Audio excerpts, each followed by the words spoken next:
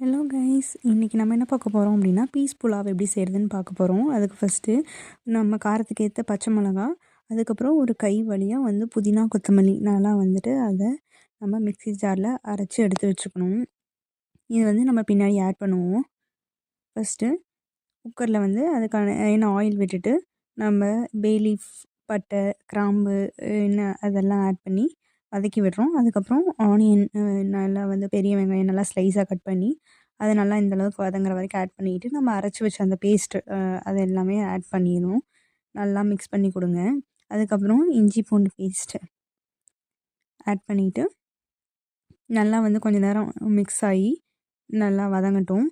அதுக்கப்புறம் நான் sweet corn add பண்ணியிருக்கேன். நீங்கள் வேணும்னா ஆட் பண்ணிக்கலாம், இல்லைனா விட்டுறலாம். நான் ஃப்ரோசன் தான் ஆட் பண்ணியிருக்கேன், ஸ்வீட் கார்னும் பீஸும். நீங்கள் ஃப்ரெஷ்ஷாக கிடச்சதுன்னா ஃப்ரெஷ்ஷாகவும் ஆட் பண்ணிக்கலாம். இதுக்கு தேவையான அளவு சால்ட்டு, அதுக்கப்புறம் ரைஸு நம்ம நார்மல் சாப்பாட்டு ரைஸே ஆட் பண்ணிக்கலாம். ஒரு டம்ளர் அரிசிக்கு 2 டம்ளர் தண்ணி அந்த மாதிரி ஆட் பண்ணி 2 விசில் விட்டுருங்க. பாருங்கள், இந்தளவுக்கு ஃப்ரெஷ்ஷாக ரெடி ஆயிரும்.